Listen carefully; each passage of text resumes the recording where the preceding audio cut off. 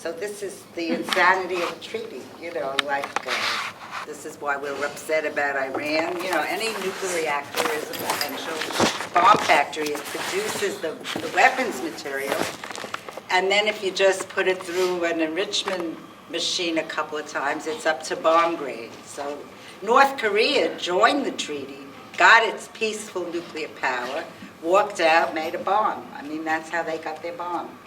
So here's this 1970 treaty. It's set to expire in 1995.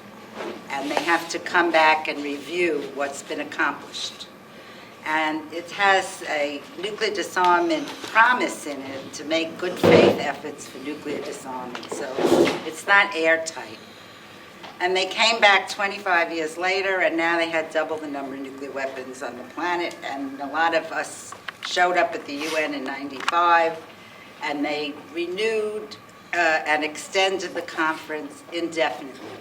And part of the deal and the arm twisting that went on to get the governments to agree was they promised the Arab states they would hold a conference to look at a nuclear weapons of mass destruction free zone. There are lots of nuclear weapons free zones. Mexico was the first to do one in Latin America, where the countries pledge beyond the NPT that there will be no nuclear weapons in their zone, And they've spread around the world, mostly southern hemisphere. It's in the north where the Vikings came from, and then the old colonial masters that nobody's nuclear weapons free. Mongolia became a nuclear weapons free zone after it left the Soviet Union. So anyway, here we are. They promised that Middle East conference.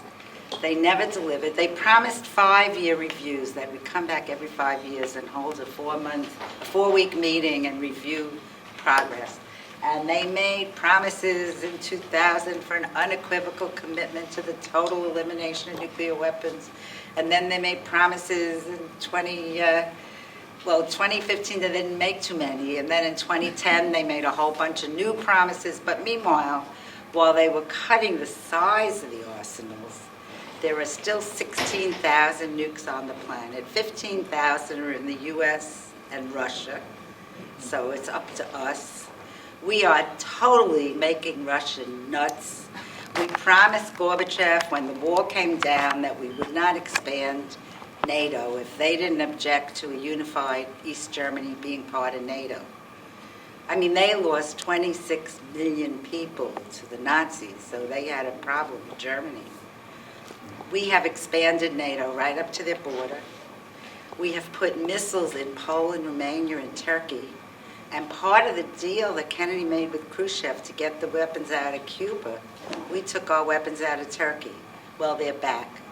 And we had this anti-ballistic missile treaty with Russia at some point in 72. We were building so many missiles, we said, okay, we'll have an agreement that we won't build anti-missile missiles so we can stop building more missiles. Putin offered Clinton, how they're demonizing Putin and Hillary's calling him Hitler. She says he's like Hitler. He offered Clinton to cut our arsenals to 1,000 nukes each. We each had at that time 9,000. And then we could have called everybody to the table and negotiated nuclear disarmament. But he asked him, don't put your missiles in Poland, Turkey, and Clinton said, no deal. Bush walked out of the treaty. He just abrogated the anti-ballistic missile treaty. It doesn't exist anymore. So that's where we are, not to mention the pivot to Asia, which you're probably reading about, that's getting China crazy. We're putting a new base in Australia. We're putting missiles in Japan and asking them to get rid of Article 9 of their constitution, their peace constitution, where they promised not to ever make war. We made them do that after World War II. So now we're lobbying them to get rid of that provision so they can be our fellow warriors. Anyway, here's the good news. We come to this 4-week meeting, and over the last 2 years, the Red Cross made this fabulous statement 2 years ago of the catastrophic consequences of nuclear war. It's so inhumane that we can't possibly help people with it. It'd be a nuclear war. and governments picked it up. Norway had a meeting, then Mexico, and Vienna had a meeting in December with civil society. There's this vibrant new campaign, ICANN, International Campaign to Abolish Nuclear Weapons, and they're calling for a ban on nuclear weapons because that MPT says good faith efforts, it went to the World Court, the court ducked. They interpreted the MPT to mean there's an obligation to conclude negotiations to eliminate nuclear weapons, but we can't say if they're illegal in the very position where the survival of a nation is at stake. We're not going to rule whether they're illegal at that time. Now, the Pope just gave us a huge gift because the Catholic Church has supported this deterrence. They're immoral, but if you need them for self-defense, it's okay.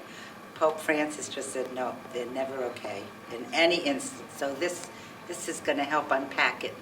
And at this MPT, where the thing broke up in disaster and they couldn't agree on a final statement, and after 4 weeks of negotiating, where we were getting in all this language, and at the Austria meeting in December, Austria made a pledge to fill the legal gap for nuclear disarmament, which means get a ban treaty, like we did for chemical and biological, say they're illegal, they're prohibited. So they were negotiating the final consensus document, and the U.S. and England and the other, nuclear states, they were all weakening the language and loosening it, but it finally, at the end, our Secretary of State countryman flew to Israel the last week of the meeting and came back empty-handed. He couldn't get them to agree to a date certain on this Middle East conference. And so they delayed the end of it, and we all came in. It was like 10 o'clock at night. And the chair of the conference on Friday, 10 o'clock at night, said, she called and upstands the United States and says, we can't agree to this. We're being manipulated by Egypt, and this Middle East, they wouldn't agree to our language. And then England backed them up, and Canada. South Africa was brilliant. If you just Google South African speech at the NPT, they talked about the inequality, the colonialism of nuclear. What they've always been, everybody's been going along. Everybody, they're out for blood. And 107 countries signed the Austrian pledge by the end of the NPT. We were lobbying all the missions and getting them to sign. So there's going to be a 70th anniversary of Hiroshima and Nagasaki this summer. And then there's going to be some country that's going to step up and start an international negotiation to ban the bomb. And this is where our country is not going to do it, but the non-nuclear weapon states, and this is going to have a great effect on what we call the weasel states, like Japan and Australia and Holland and NATO. They're all in our nuclear umbrella. They don't have nuclear weapons, they're holier than thou, but they depend on our nuclear umbrella. And when this illegality is out there and moving and has momentum, which it's really starting, this is a great moment in history, those countries are going to have to let go of the U.S. alliance. They're going to get pressure from their people, just like with the landmines. We never signed the landmines. They just, but now we still don't use them, like we're afraid to use them. Anyway, I could go on, but we have time. But the other monster is this nuclear. I just have to tell you one more thing. Now that we're making this wonderful deal with Iran that we're not going to bomb the crap out of them, we are selling nuclear power to Saudi Arabia, Turkey, and what's the other one? United Arab Emirates. This is so to keep them in the nuclear club that they can play with the big boys and have their bomb in the basement, and they'll let us not bomb Iran, because, there's that Sunni Shia. Anyway, and we want to shut down Indian Point. We have a resolution in New York to do it, so. Okay. So we will have lots of time for questions and discussions and rants, and we will go first to Nick Mottern, and we have a third speaker who's coming back momentarily, who's multitasking multiple panels. But Nick Mottern has been really one of our leaders in pushing to stop this mass murder by flying robots that we call drone missile strikes, and has been educating the public and moving localities and states and taking the message to the drone pilots who are committing the mass murder and who see it as murder in ways that users of other weapons don't. And he's got a group and a website called No Drones, K-N-O-W, No Drones, and I believe a model drone somewhere in this building flying around. It was out front. Out front, okay. Nick Mottern. Yeah, thank you. Thanks everyone for coming. These subjects, I think, are very difficult, and so much so that many people just totally ignore them, try to work around the edges of, you know, the monster in the living room that is continually eating the family. And I wanted to just start out by reading a quote from Albert Speer, and S-P-E-E-R. He was in World War II the head of the Nazi military-industrial, that's not a complex in the sense that we know it here, but it did involve many private companies. And I would argue that possibly it was the most successful, innovative, within this period of time that it existed, effective military construction, invention, research, and application machine that's ever been created. And he was found guilty at Nuremberg for a variety of reasons. Some people argue bad reasons, but he was not executed. And he spent many years in jail. And he wrote a book called Inside the Third Reich.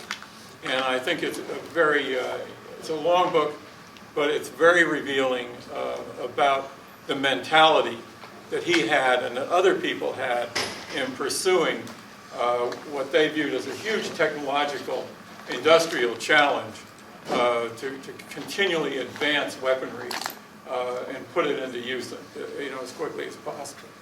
So at the end of his book, he says, "The catastrophe of this war," I wrote in my cell in 1947, "has proved the sensitivity of the system of modern civilization evolved over the course of centuries." The sensitivity of the modern civilization. And then he says, "Now we know that we do not live in an earthquake-proof structure. The buildup of negative impulses, each reinforcing the other, can inexorably shake to pieces the complicated apparatus of the modern world. There is no halting this process by will alone.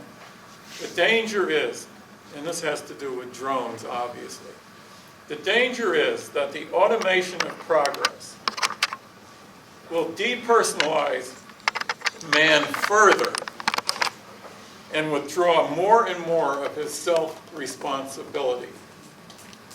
And that to me would be, if you had to say, a perfect definition of the development of drone warfare, would be one of the, not as a byproduct, self-responsibility being ignored, but actually as an intention and a political argument for the use of these things. Now, I think it's important also to put drones within a larger context of struggle over control of critical resources. What would that mean? Water, farmland going forward, obviously minerals and oil. And so we have to see this in relation to the United States military, a military that can no longer field hundreds of thousands of troops, not only because there's no draft, but because the wars that we engage in now are long-term wars of occupation, repression, and execution. This is very hard for people in this country to imagine and experience, in spite of what is being, shown of little bits of this. And so we have here a confusion around something like ISIS as to what is going on there. And my analysis would be, is the latest devil that justifies our continued military insertion into areas where we know we will desperately need resources. Now, President Obama said the other day something to the effect that we have to be worried about climate change because it's adversely affecting our military bases, our capacity to militarily defend ourselves. And so we must necessarily devote our concerns and money to worrying about climate change. Now, one could say, well, he understands the American mentality, and so you have to make this argument if you're going to get money for windmills. But what we do have is a situation where the Pentagon is going forward with great vigor to plan to insert U.S. military force wherever necessary under a situation of dwindling land, dwindling resources, rising water, to protect the economic corporate interest of the United States. So the overall scheme is not any different. It's a question of, can we send humans there, or will we now send robots to do our spying and our killing for us? So the drone that I had out front, a Reaper drone, is a primitive drone. It has I'd say very simple kinds of software and hardware in it. What's being worked on now at Georgia Tech, at Johns Hopkins, at University of Pennsylvania, and probably other places too, are those drones that will be able to be fed in images or instructions, images of people. Let's say that they want to kill Joe Friendly, and he's got a very distinctive face, easily recognized by a computer. So his image would be fed into that computer, and the drone would fly in his neighborhood, and when it sees him, it would automatically kill him. These weapons are being made to operate in coordination with land robots and sea robots that can speak with each other. They can be given a target. There's something called swarming that's being investigated specifically at Johns Hopkins, where the robotic weapons will act as a swarm of bees, where they will be given information about a target and then relentlessly do their surveillance and their attack until that is destroyed. So the U.S. and Israel are in the vanguard of this kind of research that other countries will necessarily want to buy and or have to protect themselves. So we have this scientific scenario, science fiction kind of scenario that's being already in place and can be viewed happening now in Yemen, Afghanistan, Somalia, parts of Africa, and even drone attacks have been conducted in the Philippines, drone surveillance over Malaysia.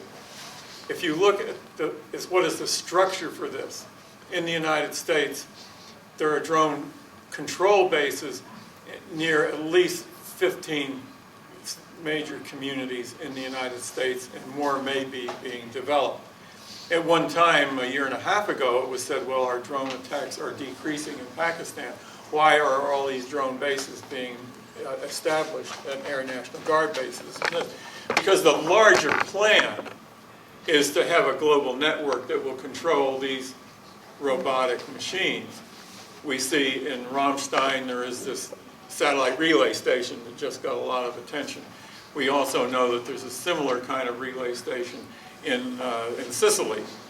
And I read something from Bruce Gagnon from the Global Network saying that the people in Sicily say that the United States was in league with the mafia in Sicily in order to get the approvals for establishing this base. We see a similar base being established in Australia. So we can see that this is not a response to terrorism that's going to go away. It's something that is very well thought out and very thoroughgoing, much the same way that the nuclear system is well thought out, thoroughgoing, and advancing. So there's a group of us who have been trying to do education and seek an international ban, not only against automatic drones, but against the drones we have right now that are killing people right now, because they are in the vanguard and they are actually murdering people. So why not stop all weaponized drones and have over with it? Now, I just want to conclude, and I want people to speak to me about this afterwards, to say, well, you're right, or I disagree with this or this or this. But in looking over this conference of the Left Forum, and looking through the panels, and looking at the slogan for the conference, I do not sense an urgency about stopping this killing, nor do I sense an urgency about how this fits in to the destruction of our planet in terms of climate and environment. We have a system where the military is not only a huge consumer of energy and pollution and global warming, if you want to say that. It is also being used and will be used to further mine the earth, to further bring up the oil, to further advance material culture in a way that is totally destructive to our environment. Now, if we look into history, we see a history of U.S. plantation system that has been a model for the corporate development, and the corporate development and the plantation system all depend for its existence, its structure, on violence, on the willingness to kill those people who challenge that system. It's not unlike other governmental systems, but it is part of our history and part of a corporate view of how to protect and advance itself. And my opinion is that you cannot have any kind of saving of the world, any redistribution of power, as long as we have this military application consistent, justified. Now, having said that, I will say to you that I believe that the vast majority of people at this conference believe in just war. They are not pacifists. You can ask people, and this could be brought up, but what David Swanson is talking about, I would say most people view that's a good thing in the sweet by and by, but right now we're concerned about our wages, we're concerned about our freedoms, we're concerned about this, Black Lives Matter. And Black lives do matter, but the same premise that's being used to kill black people, no accountability, secrecy or whatever, is being applied in other places. And so, but people are afraid, so they say, kill the ones over here, save the ones over there. I would say that the slogan for the conference should not be no justice, no peace. It should be no peace, no earth. Because if you're in the middle of a building that's burning down, you're really not going to discuss just the $15 wage. You're not going to have a smorgasbord of political feasting that might feel good about your subject when the house is burning down. Now, the house is burning down, but we are all sucked into a culture that chooses to look the other way because the burning of the house scares the hell out of people. But our job isn't to just say, I'm scared. It's to try to see through this and say, how do we stop the killing that is really enabling this all to happen? You've got a drunken uncle in the house who's going around stabbing people. Are you going to just let him run? No, I don't think so. So, tell me what you think. Thank you. So I'm going to speak to that topic, and I'm going to say less than I was going to because I agree with everything that Nick just said. I can hardly say it better, but we have a fourth panelist who was going to be third, but is now going to be fourth because she's not here yet, and then we're going to get to an open discussion. But I think that Nick makes a key point that we have a movement on the left of environmentalism, of civil liberties, of economic justice, of racial justice, that sort of pretends that our biggest public project, the thing we do as a society, that I use the word we don't participate in it, but the United States as a whole makes war. That's what it does. It spends about as much as the rest of the world put together. It spends over $1 trillion a year on war preparations. The war preparations, the base military budget, the routine military job creation spending is 10 times the spending on any war. So when people add up, what the wars cost and how many schools you could have had, it's a drop in the bucket on what's being spent on militarism by the United States. Just going back to 2001 levels of military spending. Bernie Sanders was recently asked or accused, I hear you once said you would cut the military by 50%. And he said, hell no, I never said such a thotamaya, kami pinko. He should have said, damn right, that would just get us back to 2001. It would still be overwhelmingly the biggest military on earth. No other country would come anywhere close. It would be absurd, unconscionable levels of military spending, but it would be half what is spent now. But he didn't say that. And of course, the United States is not just overwhelmingly the leading spender on militarism.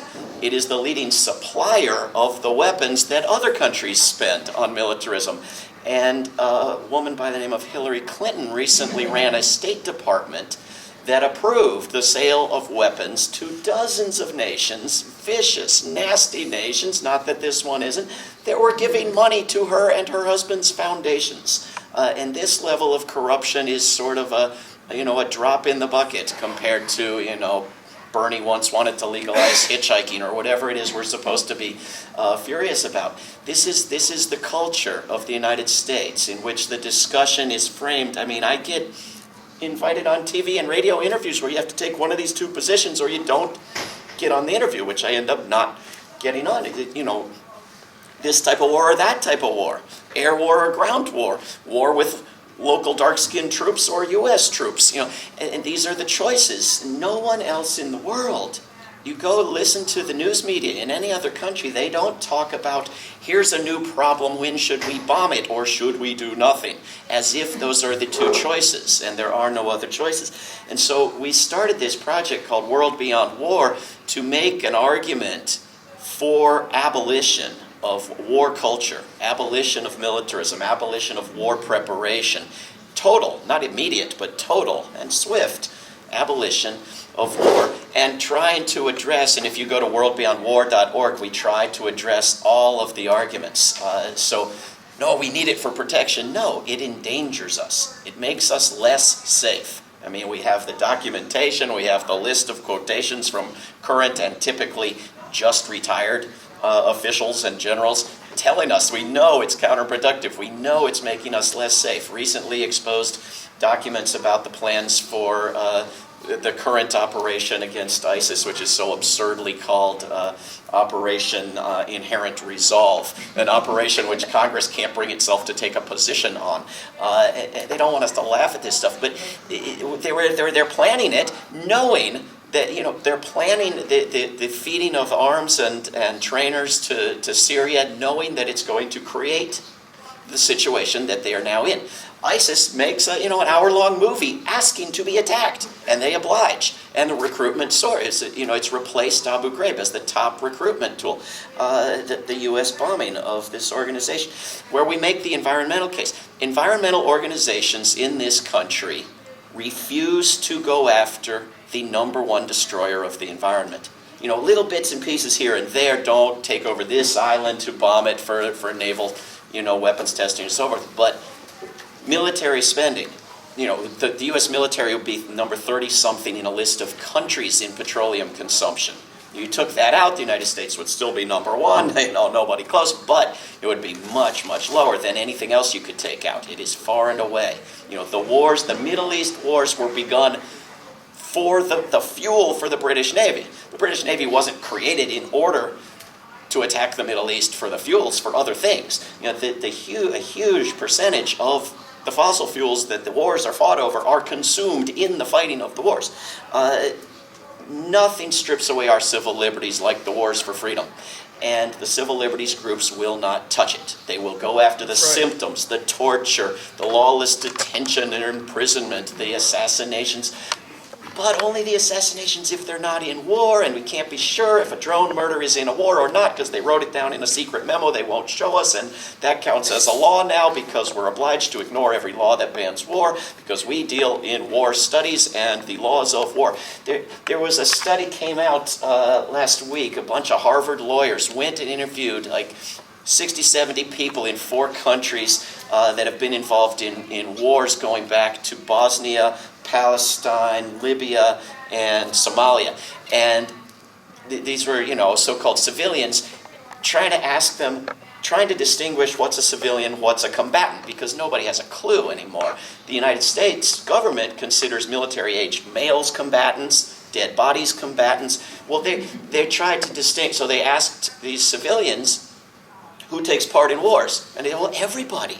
Either you're forced to, or you have very little choice, or you do it to protect your family, or for prestige and self-respect, or to make money, or because you're outraged at killing of innocent protesters, and so forth. And they could not find any way to distinguish a civilian from a combatant. Just as there's no way to tell what's proportionate or what's justified, all these so-called laws of war.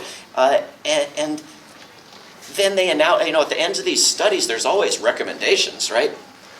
We have no recommendations. We have no desire to influence the debate whatsoever. We are just providing evidence that there is no way in hell you can tell a combatant from a civilian. Right. Why do they have no recommendations? Because they must either now be obliged to kill everybody or kill nobody. You've got to choose now. Either it is okay to murder anyone on earth, like the White House says, like the gentleman says that Amanda's going to tell us about, or you cannot murder anybody. Anybody, because the people fighting back in defense of their country can't be murdered any more than the people staying out of it. Once you get to the point where people providing food and medicine to the people fighting back in defense of their country are combatants worthy of being murdered when they get home to their family, along with their family, the missile doesn't distinguish, you're not dealing with law anymore. You're dealing with war, pure and simple. And so we go through each of these arguments, right? The economic argument, the idea that I heard earlier in today's panel that we will desperately need those resources. Well, it's not we, and there is no need, and those are not resources. Those are destructive poison that do not benefit our lifestyle. And incidentally, not a single one of these civilians interviewed had a motivation of wanting to destroy Americans' lifestyle.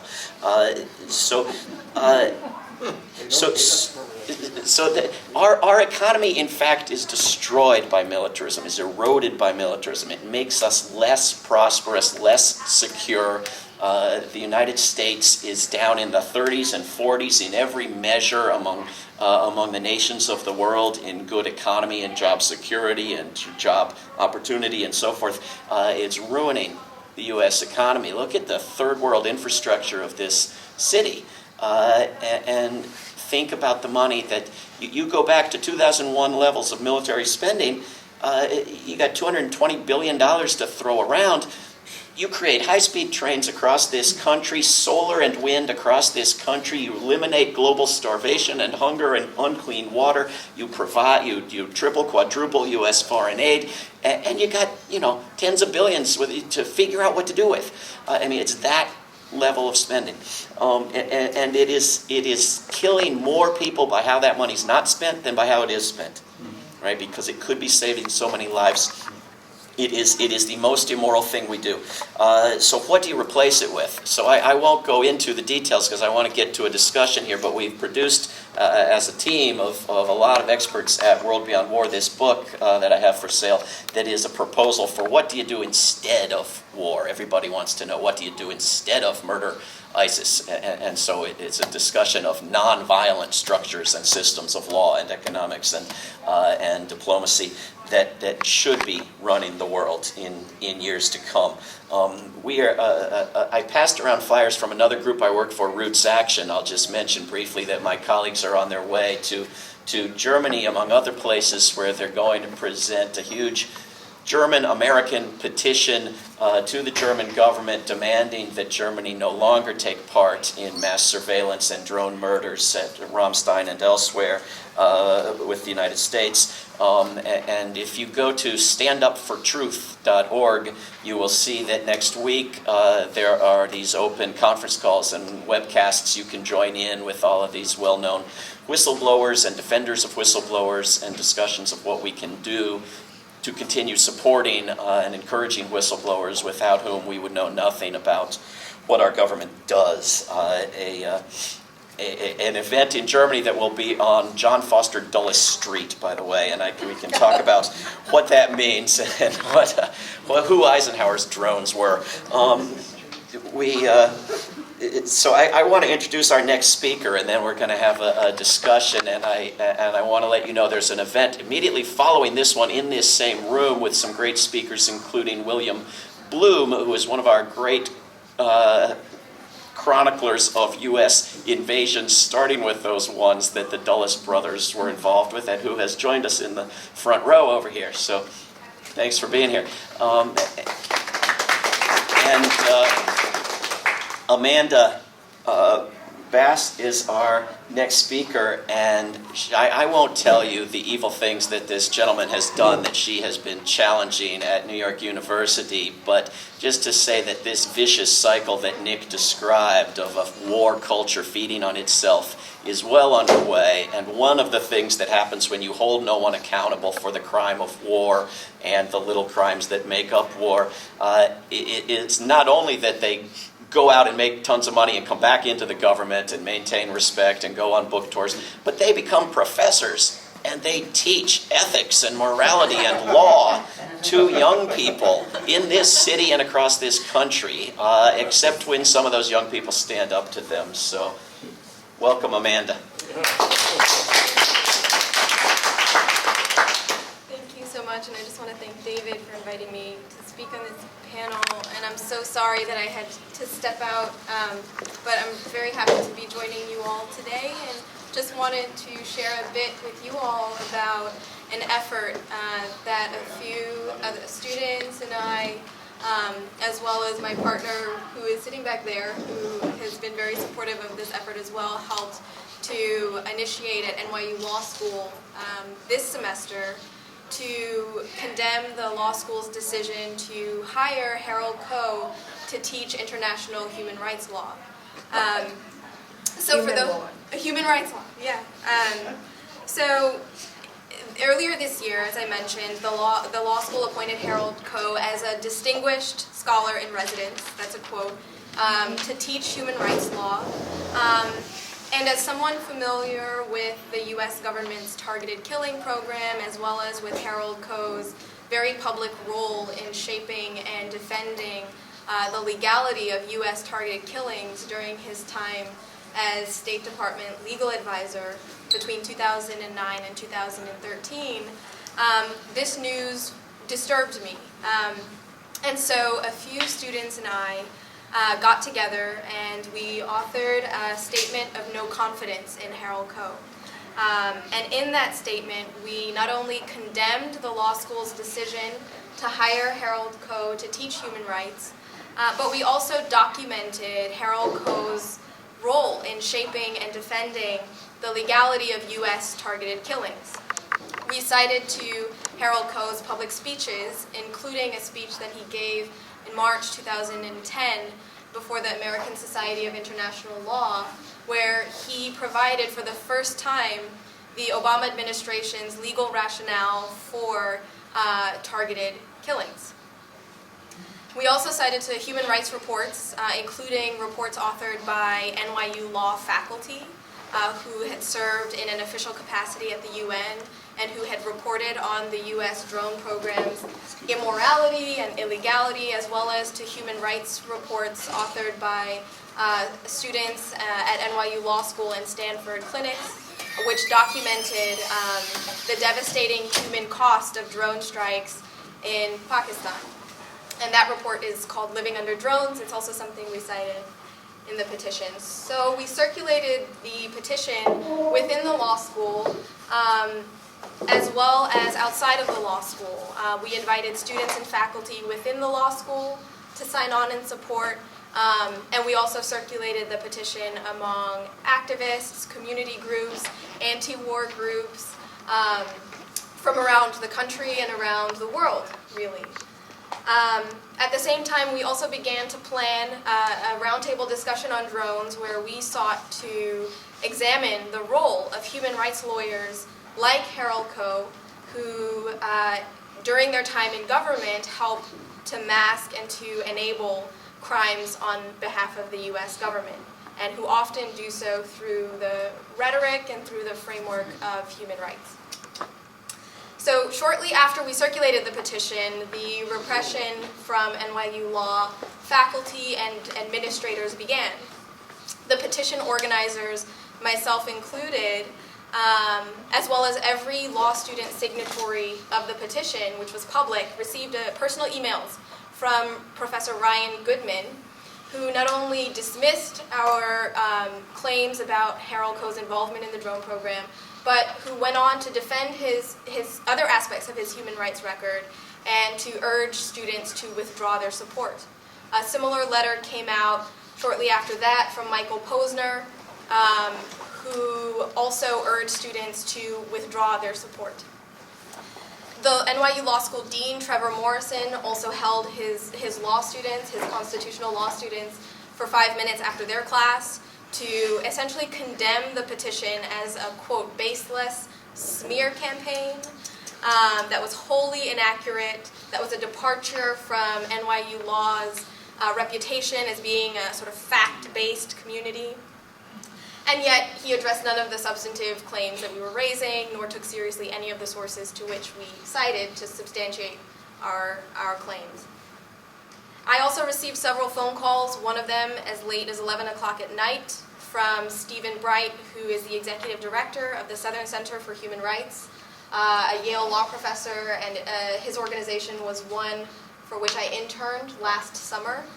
And he urged me to drop this effort. He condemned my involvement in organizing this petition, and he asked whether or not I had better things to do with my time. And then finally, one of the student organizers was told, was applying for an internship with Human Rights First, which is an organization that Michael Posner founded, that he wasn't eligible for an internship there because they had seen his name on the petition. They were an organization that held Harold Koh in high esteem, and that they would not be able to offer him a position. And then finally, in a meeting with the law school dean, I and two other organizers were accused of spewing vitriol unseen in the law school, that is a quote, and of inflicting wounds that will not heal. This is because of our petition and the public letters that we had written addressing the intimidation that students and we ourselves were facing.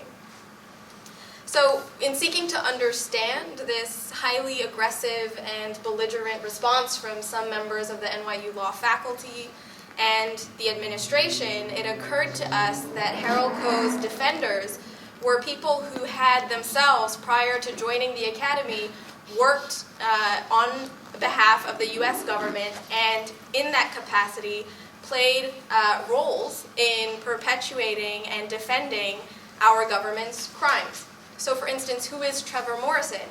Trevor Morrison, by his own admission, worked on, quote, reforming rather than working to abolish military commissions during his time as associate counsel to President Obama in 2009. He has also defended the bombing of Libya in 2011, as did Harold Coe, who actually provided the legal rationale for why the U.S. bombing of Libya did not constitute hostilities, and therefore the bombing could continue without violating the War Powers Resolution. And then Michael Posner worked for the State Department as Assistant Secretary of State for Democracy, Human Rights, and Labor. During this time, Mr. Posner, as well as Mr. Coe, who was State Department legal advisor at the time, expressed no support whatsoever for Haiti's prosecution of Duvalier for crimes against humanity. And this is despite the State Department's well-documented, noxious, and extensive interference into Haiti's internal affairs on numerous other occasions and on other matters. Yet, in this most pressing human rights matter, they opted to remain silent. According to WikiLeaks cables published by The Nation and other newspapers, the U.S. State Department, during both Michael Posner's and Harold Coe's time there, aggressively blocked a minimum wage increase in Haiti between 2009 and 2014. Their participation in this effort needs to be investigated, but it's clear, at least, that neither of them either spoke about this as inconsistent with human rights, and neither of them resigned from the State Department despite the many criminal actions like these that it undertook during their time there. So in light of all of this, it occurred to us that those in government who, like Harold Coe, defend drone strikes in Pakistan, Yemen, or Somalia, who, like Harold Coe or Trevor Morrison, justify wars, whether in Libya or in Iraq, who block minimum wage increases for Haitian workers, or who at least don't speak out about it, who sanction our government's extrajudicial killing of U.S. citizens without due process of law, notice, and a hearing, which are just basic constitutional guarantees, and who aggressively attack whistleblowers and government transparency activists like Julian Assange, expect to waltz comfortably through the revolving door from government into the academy and demand not only silence around these crimes, but who also demand adulation. We were told we should be honored to have Harold Coe teaching human rights, that we had so much to learn from him, that he was a model human rights lawyer, an international law icon, we were told. So this is the phenomenon that we sought to unmask and that we sought to raise our voices against. Those who condemned our efforts told us that Harold Coe was a fighter for human rights from within, someone who made the U.S. government's actions, and in particular its approach to targeted killings, more human rights respecting. We were told that it was better to have him in the office of the State Department legal advisor than someone else who arguably could have done something worse. So for us, the response to this was fairly simple.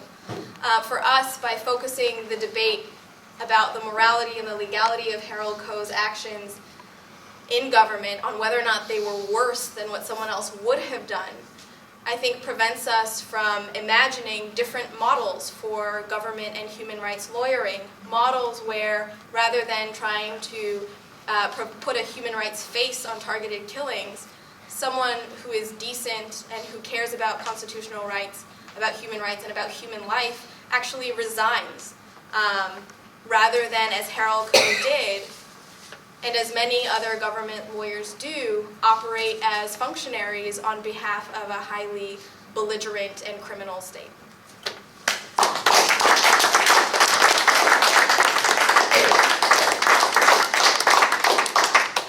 Questions? Yes. Introduce yourself if you're so inclined. I'm so inclined. Pauline Smith. Thanks. You mentioned all the groups and individuals who were opposed to what you were doing. How about people who were advocates for you, and any with big names or any others that would help you and to support what you wanted to do?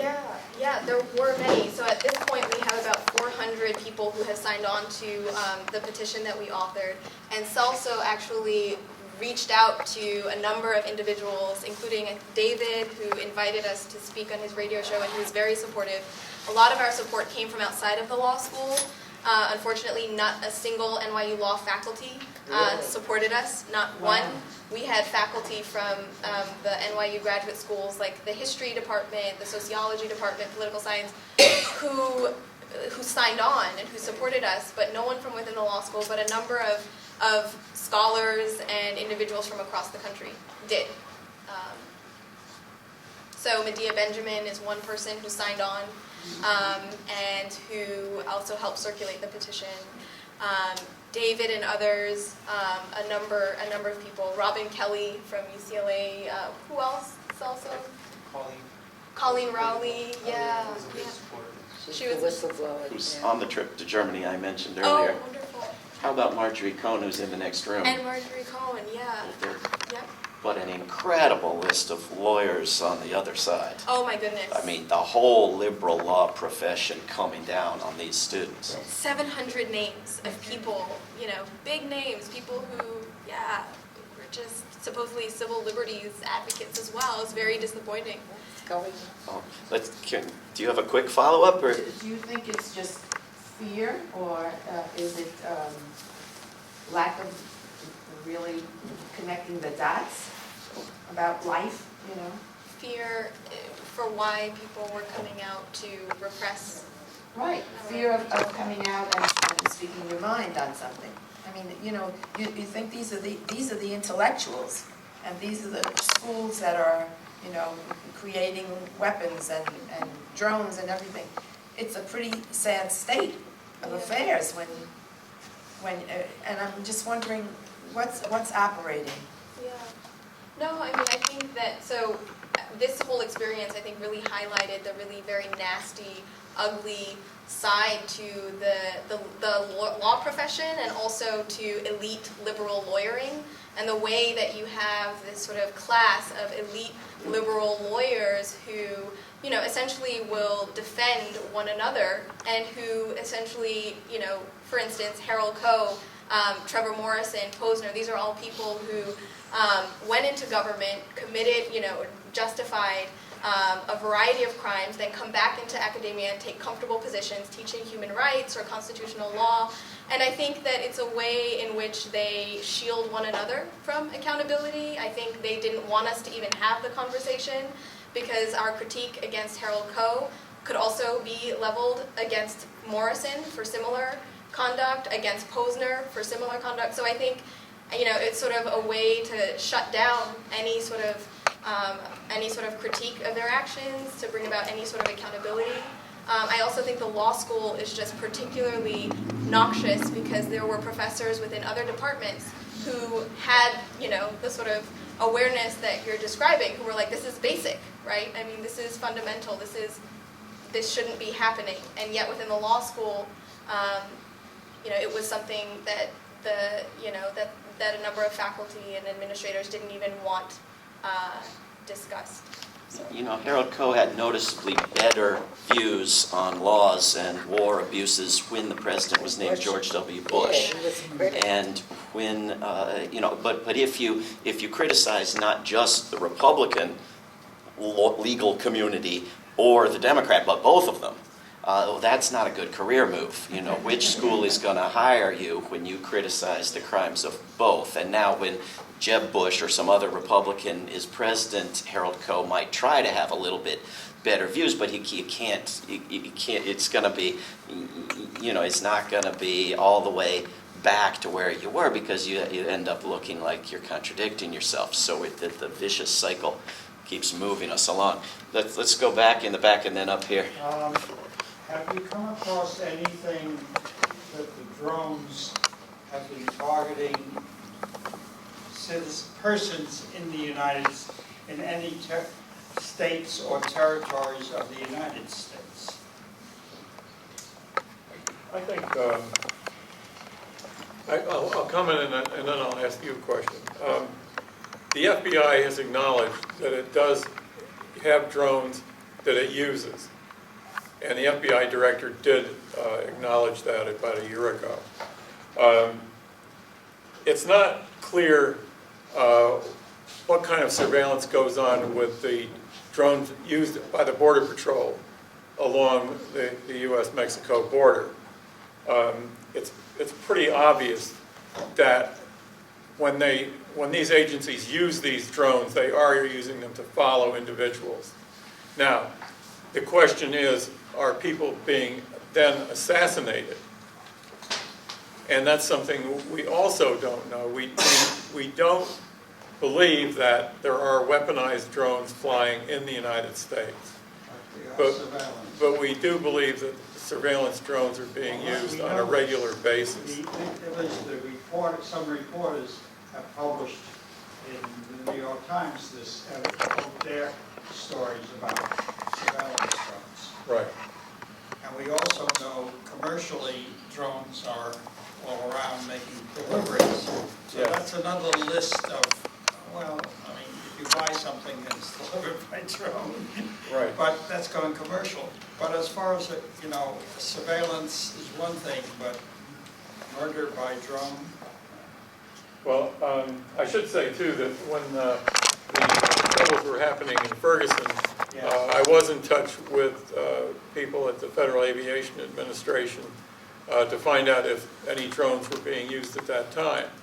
And I was told no, that they were not. Now, you could say, were they lying or not? My impression was that this system is not, of the FAA and the FBI, they may or may not be integrated in terms of what they're doing. And I actually took the word of the FAA on that because there wasn't any way to challenge it. But my question is for you, why did you ask that question? I've had a lot of experience technically with drones, and also searching the internet for information about contacts.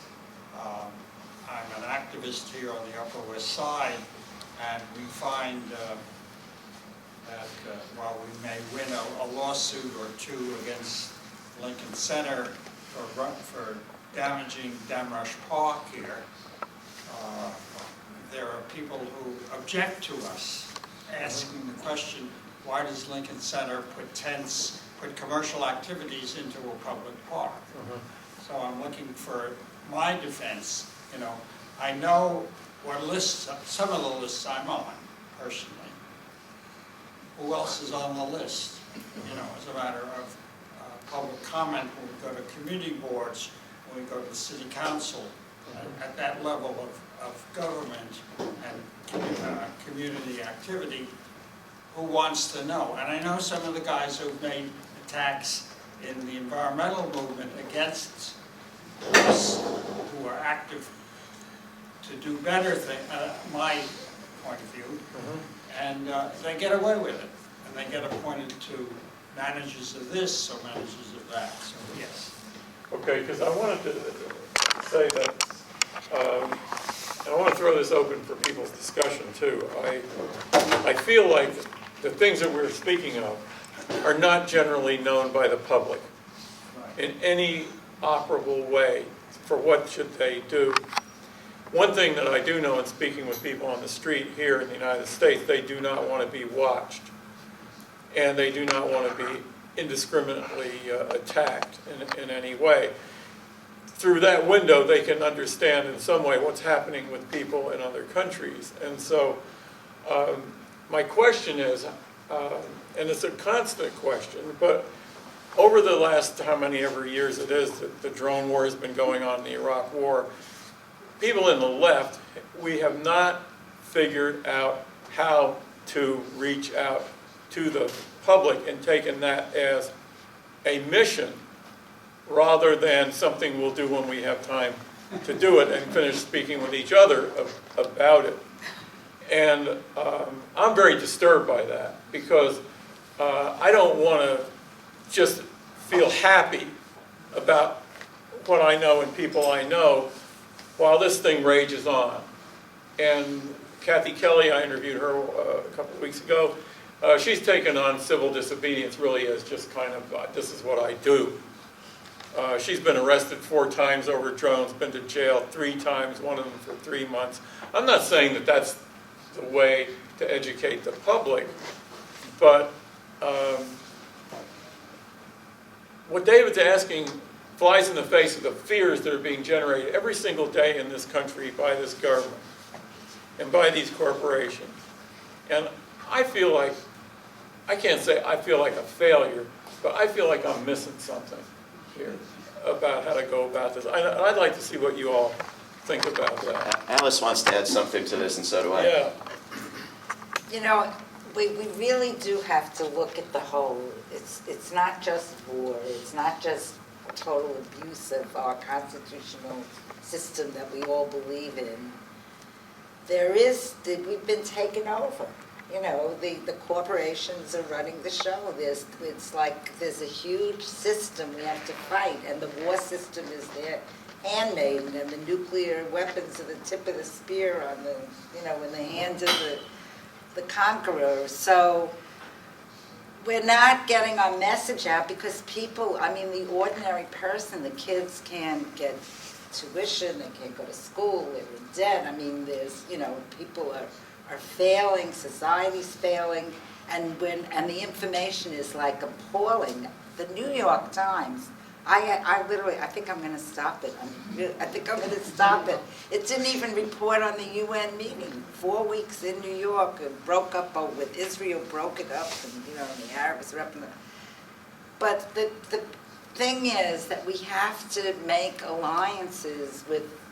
We do have to talk about peace and justice and minimum wage and black rights and what we did to indigenous. We have to open up the whole story about how we got to where we are now, because that's the only way we're going to reach those people.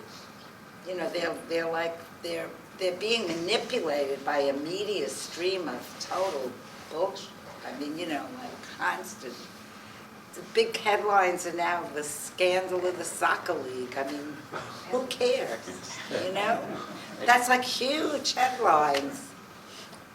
I don't know if that helps. I think we can say a bit more, though, on the question of drones in U.S. skies, right? Because local police and sheriff's departments have put up huge fights for the right to have drones, and weaponized drones and surveillance drones and non-lethal weaponized drones, rubber bullets and tear gas and so forth. And, a sheriff in Texas had a press conference to show off a drone, crashed it into his armored car, proving, therefore, that he needed an armored car. The military crashed a drone into a guy's backyard a couple of weeks ago. He found a drone. He showed a card with his address to the camera, and then they showed up for the drone. The FBI, between drones and airplanes and giant blimps that they're flying, the DOJ, the FBI, the flights over Baltimore, the no-fly zone over Ferguson, there are flights everywhere. And the legal struggles in the legislatures of the states, as they've sought to restrict drones in the skies, the federal government has come in and said, we own the sky down to your shoelaces, and you cannot restrict federal flights. And when the ACLU has been involved in these legislative efforts, they have thrown weaponization out the window in favor of anything to deal with surveillance, right? And so the laws that are getting passed in those states do not restrict weaponization. And the drones are being tested and flown on huge areas of the United States. They're taking over a huge chunk of Colorado for a testing area.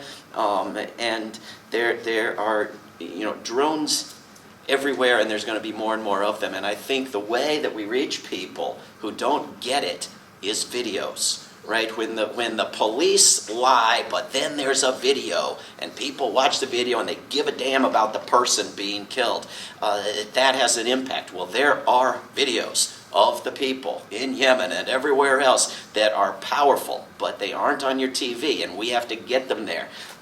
So go to World Beyond War and War is a Crime and see, what we're collecting, and anything you find, spread it around, because it has an impact on people that words don't seem to. I think we had someone in the front here. Yeah. I have a couple of questions. One for Amanda. Can you succinctly and in layman's terms define what Coe's justification for targeted killing is that would make it legal? And on a broader spectrum, does anybody know approximately what percentage of United States private sector employment is involved in weapons development and manufacture and military-related materials? What percentage of our workforce is dependent upon killing people and making war to put food on the table? So I can answer your first question. So Harold Coe articulated a couple of different rationales for the legality of targeted killing. One of them falls under the laws of war, under which targeting and killing someone is lawful, but there's still restrictions that apply. So for instance, you have to prove that you're engaged in an armed conflict. And there's a threshold requirement for violence that arises to the level of being in an armed conflict. You also have to, if you're targeting someone who is a civilian, prove that they were directly participating in hostilities. You also have to still abide by principles of necessity, distinction, proportionality, and humanity. And so, for instance, targeting a community gathering where 40 people are present in order to target one alleged militant Who you think might be right. Violates all of those. It's not proportional. You can't show that it's necessary. It's not humane. Is that through the FISA courts? Not through the FISA court. So international humanitarian law operates through, so it's rooted in the Geneva Conventions. And so, for instance, violations of the laws of war, for instance, would have to be, you'd have to get, there would be the Red Cross that would be involved, the United Nations Security Council, even after a strike, for instance, that occurs in alleged compliance with the laws of war, there still has to be reporting to the Security Council on the circumstances of that strike, and that reporting has never happened by the U.S. government. So it totally fails its transparency and accountability obligations under the laws of war, which does permit killing in certain circumstances. And then there's human rights law, which even further limits a state's ability to target and kill someone. And there, you have to show that it's necessary to address an imminent threat to life or to one's bodily integrity. And so, to say that, the killing of Anwar al-Awlaki was legitimate self-defense is highly specious. But let's be clear, once you get into these laws of war nonsense, excuse me, you have to first ignore the existence of the Kellogg-Briand Pact, which bans war, the UN Charter, which bans all of these wars, because none of them meet the narrow exceptions that are in the UN Charter, the national-based laws on war, like the U.S. Constitution and the War Powers Resolution. You have to take a principled stand that all such laws banning war must be ignored, as Human Rights Watch does, as Amnesty International does, and just pretend that the wars are legal. And then you get into the question of, is this particular piece of this war legal? And let's be clear, before 2001, the United States government position on going into a country and killing somebody, as Israel did and advocated doing, was that it was blatantly illegal. Across the board, black and white, illegal, reprehensible, to be denounced. And once the United States started doing it, they stopped saying that, but nothing changed in any written law. Right? And so all of these sort of vague ideas of proportion and justification and the laws of war, it's all in the eye of the beholder. There's nothing empirical or scientific about it. Right? And so there's just been this acceptance that it's okay to go murder people. And we've had law professors like Rosa Brooks and others go into Congress and say, if going and murdering that person in Somalia was part of a war, then it's okay, but if it wasn't, then, well, it's obviously murder. Is it part of a war or not? I don't know, because the president has a secret memo explaining whether or not it's part of a war, and he won't show it to us. He's a law professor. What does she think a law is? And so this law professor, whose mother, by the way, is a hero of anti-war writing and understanding, but this law professor has arrived at Barbara Ehrenreich, whose daughter is is this so-called law professor. She's the daughter has arrived at the position now that you should eliminate the distinction between wartime and peacetime and just have wartime, right? And again, once you follow the logic that war does not look like it did in the 19th century, that it's not on a battlefield, that it's not two teams with different colored jerseys, that it's in people's homes and villages, and it's slaughter primarily of civilians. I mean, once you recognize the reality of war and drop the rhetoric and the language of battle space and so forth, well, then you have to, logically, either be for the acceptance of murdering anybody or the acceptance of murdering nobody. And there's this entire field of so-called humanitarian law that deals with making distinctions that cannot be made, in my ignorant opinion, never having gone to law school. Yeah, no, that's exactly right. Well, I think it's important to know justified. that Amnesty International and Human Rights Watch will not condemn drone warfare. Amnesty International and Human Rights Watch will not condemn drone warfare and say it has to stop. It's very important to understand that that is a huge reality out there that most people are not aware of, and it's premised on this kind of legal shenanigans and that you're pointing out. And if you look at the Board of Trustees of New York University, you will see people who are deeply, deeply involved in a system of finance and war that the law professors are very, very conscious of. And so these things are not independent, free-thinking university things. And what Amanda is saying, in my opinion, is thoroughgoing throughout the university systems of the United States. And there's this woman, Mary Ellen O'Connell, who's a very, I think, caring person. But it's taken her at least 3 years to move toward the notion that the whole damn thing is illegal. Toward it, yeah.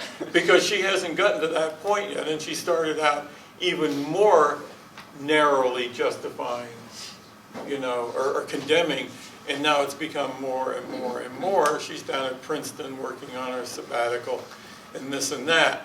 So when you're in this environment and you do what Amanda is, that's more than being a skunk at the lawn party.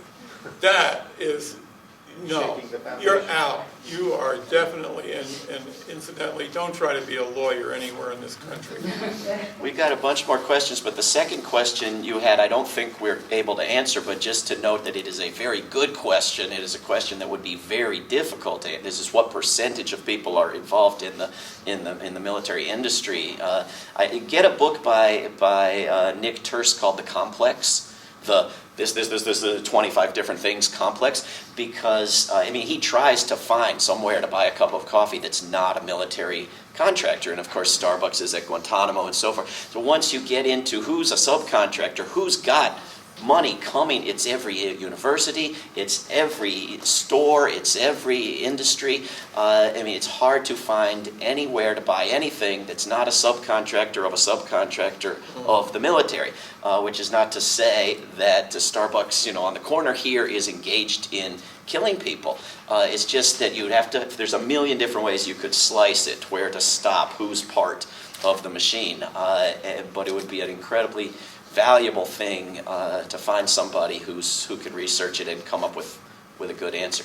Okay, in the second row and then in the first row. You had mentioned that we talk to each other and that many of us don't do anything, or the issue with the drones. But I'm very concerned about this militarization which permeates the society, but permeates the high schools and our kids. You talked about tapes and videos to bring out the message. These kids watch these military videos all the time, and toys as a game, war as a game, but games and toys they're able to play with. And I feel the message has to be brought down to youth. And nothing like this is discussed in schools. They don't have social studies, which has conflict resolution, or the truth about wars, or what is law about. And the issues that they can start earlier with to understand better, and perhaps have a political action club, which some schools do, but so few And with the new Common Core, forget about it. But the militarization of youth is the key because they grow up. And when the military is in the schools, as they are in JROTC and many other ways, their aim is to win the hearts and minds of children. And how do we win the hearts and minds of children so that they think in another form? But with games and videos and movies, it's beyond us. I mean, the military-industrial entertainment education complex is bigger than we think, and it's probably in John Jay as well. So how do you bring a message, Nick or anyone, to the schools? I know we've tried. I've been with Nick, and he's amazing. And when you bring a drone in the street, people relate. They see it and they think about it and they understand it. Weaponize is a little tricky because of what you've said. They feel we're in danger. But surveillance drones, nobody wants. And in the streets makes a difference. In the schools, I hope and think would make a difference. We have to think of the future and my grandmother, you know. Well, I'll answer any question whether I know anything or not, but maybe one of you. Well, I would just say very briefly, I was invited to go to Career Day at Castle Hill Middle School in the Bronx. I was there. And I was there last year, and I spoke about drones and about how it related to my work as a reporter and this and that. And the students were very interested in some of these things about war and about a perspective. But I asked one class a question: how many people here have heard the word colonialism? And there wasn't one child who raised their hand. Now, I feel as we tried to get a group started to work with the schools last year, and it just fell apart. But I totally agree with that, because the children do go and speak with their families, you know, and go home and they say, well, I saw this and this and that. So I totally agree with what you're saying. And the kids are very enthusiastic. See, that age is good. You know, they're not thinking about romance and what, you know, they're really like, gee, I'm curious, you know.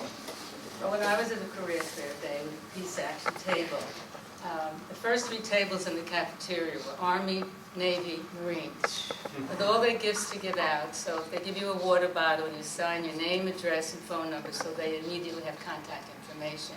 They're in their uniforms. The children's minds are prepared to accept that. It's very glamorous. They came to the peace table. They were interested, and we had activities to better understand and other options. But the Army, Navy, and Marines don't get it. Well, there are groups doing wonderful counter-recruitment work at those tables, like you, but all over the country. And there are people who will go and speak in high schools and colleges, and we will go and speak in any school that will have us, let us know, and we will go and speak there. And there are wonderful books that can be gotten into these schools, and there are projects working on improving or preventing the worsening of the history books that are in the schools. And I mean, we're trying to facilitate that work at World Beyond War because it is among the most important places we can work. Did you have a question? Hi, I'm Brian O'Hare. I'm happy to be here. It's an honor to go through. Thank you, everybody. And I live on Long Island and with the Suffolk Peace Network. And recently on Long Island was the Jones Beach Air Show. It takes place every year. The Blue Angels, and the whole thing is a weekend glorification of war.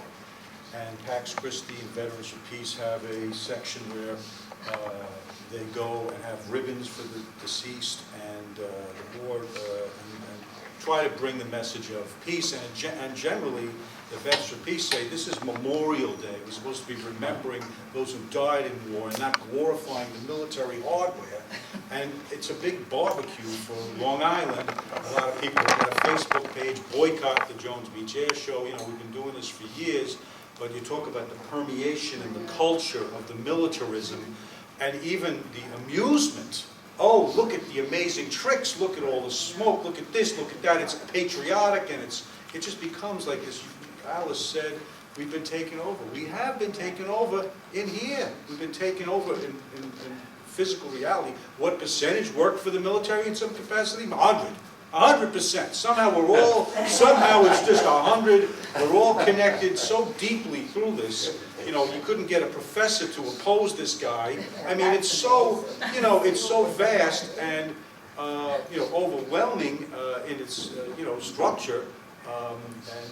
You know, so I'm really glad to be here and, you know, listen to, you know, same analysis of it. It is a drunken uncle stabbing people in the house, and we are going through this, you know, looking back at what's taken place in the, you know, I'm 50, going to be 58, so I remember, you know, Vietnam and protests and the spirit of peace kind of coming like into pop, I want to call it pop culture. There's just so many people reporting, you know, the death, you know, 50 more U.S. guys died this week, 60 more in neighborhoods. It's just throughout, you know. So it's like, it is more that, you know, like, you know, it's not happening right here. And I look at the, you know, things happen in the culture. I look at the drones sort of like the machine gun being created. You know, like when that happened in World War I, all of a sudden, you know, they could kill faster and furious. You know, like my favorite book of all time is All Quiet on the Western Front, and the movie also. That, to me, is, they never surpassed it in terms of demonstrating, you know, the horror and insanity of war. You know, you know, and David, really appreciate all your work and writings over the years, and, you know, it is really troublesome. I just feel so, you know, like, impassioned and peace. How do we bring peace, the message of peace? I went to the video game store, my daughter, you know, Brian, I said, do you have a game called Peaceful Discussion? You know, something like, you know, I mean, it's just, you know, so, you know, like pervasive. Alice, say something quickly. I want want to you comment. This is why I love World Beyond War. I am like so struck with the idea that we can make the end of war on the planet an idea whose time has come just by speaking about it, just by talking about the solutions and the myths, and I mean like getting millions of people to speak about it, like one-to-one, and enrolling people in the idea that we're not stuck with this. It is possible. You know, we ended slavery. We liberated women, so we can also end war. It's like all part of this bad system, and I think this should be like a conversation. If all of us go out and talk to 10 people and enroll them in World Beyond War and ask them to enroll 10 people. We did that with the Hunger Project in 1976 when everybody said hunger was inevitable, people always starve. We said, no, you can make the end of hunger on the planet an idea whose time has come. And although we haven't ended hunger, it's been cut in half. There's Millennium Development Goals for ending hunger. Nobody even talked about ending hunger. Now everybody's talking about it. I mean, this sounds spacey, but this is how it's going to happen. By talking about it's possible, we have solutions, we know how to do it, we have this book of ideas, how you can do it. You know, it's not going to be done by the book. It's going to be done when everybody keeps talking about it and pointing to the things that are working. And I just hope we'll all be part of this army going out to make this an idea whose time is And there are peace games. Did you There say are peace video games. Yeah, we have to I lose the wanna whole kill for language Christ. of war. There There you are go. Oh, I feel better now. Okay, I got it. There are peace down for board that. games, there are peace video games, there are peace films, you can Yeah. get the lists of the good games and It take them to starts the with store us. and require that the store start carrying them, right? And there's a middle school teacher with a world peace game going all around the world teaching schools how to play the world peace game in school. You can watch his TED Talk, just search for world peace game. The Army set up outside of Philadelphia a video game expo store where they would recruit, teenagers and younger into the military by letting them play the video games where they're shooting a real gun at a screen, and the protesters shut it down. There was like a weapons festival in Chicago that I think they successfully stopped, that Kathy Kelly wrote about, a friend of hers working on in an introduction to one of my books. And even until you stop the weapons air show, every time you're there with signs and information, you're influencing people who are going to remember that message, even if it takes them 20 years to hear it. But the problem is that mass murder in this culture has been made acceptable. I mean, the Washington Post had an op-ed some weeks back, maybe war on Iran is the best option. Right? They would never say maybe child abuse is the best option, maybe racism is the best option, maybe hurting kittens is the best option. I mean, there are things that you cannot say. They are unacceptable. They would be scandalous. Right? I heard an arms dealer on NPR joking about if the occupation of Afghanistan ends, I hope this was around 2011, I really hope we can have a big, long occupation of Libya, he, ha, ha, ha, only kidding. But he wasn't kidding. And if it had been a joke about, I hope we can have slavery like Obama seems to want to insist on in Malaysia now, or I hope we can have racism, or I hope we can have child abuse. I mean, there are things that you can't joke about because they're understood to be unacceptable. So we have to put mass murder into that category somehow. Well, Nebraska did it. That one had it. Okay, let's go 1, 2, and then back to this side. Thanks. Could you elaborate on the connection between climate change and poverty and war? Well, it's possible to go on it hugely from this, and the World Beyond War website does, and I think Nick can as well, but the war, the question is connections between war, climate chaos, and poverty. Well,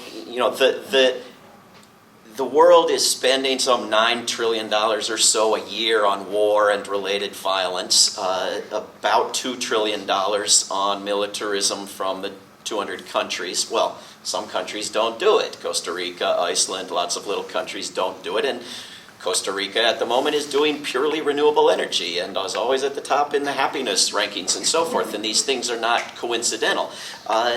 You look at the countries that are doing well in education, in environmental sustainability, in happiness and job security, and so forth, and they are the countries that are not spending. I mean, of course, most countries are spending less than 5% what the United States is. I mean, the evil Iran, less than 1% what the United States is on militarism. And the big difference, other than the billionaires in the United States, is the war industry.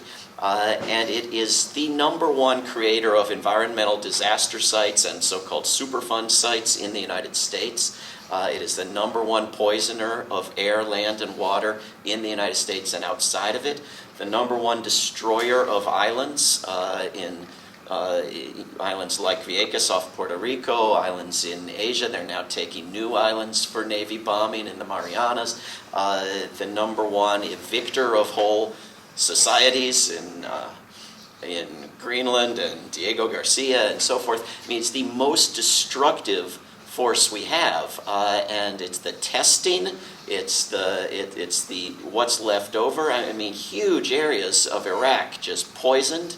The birth defect epidemics, the cancer, Afghanistan, I mean, the forest's gone, the birds don't go to Afghanistan anymore. I mean, the environmental destruction is enormous, and you wouldn't know about it to look at the environmental activist groups. Well, I'd like to- And note the enormous use of fossil fuels and extractive policies going towards all the military stuff. And the waste of it, And- IQ points, all the intellectual resources going to Well, that. I think there's another part of it that I like your question because I think it demonstrates that these connections have not been well made by us, okay, who are concerned about weapons. There's another aspect to this that I think is very important. If you look at the price of oil in the world and the control over a certain number of a volume of pumping oil is necessary to sustain prices, and the manipulation of pumping is necessary to manipulate, which is happening now, actually. You look at those countries that control the vast critical amounts of pumping. Most of them are countries that are very, very poor, where the military, with the help of the United States, is used to impose the control over the vast majority of people to let that pumping occur.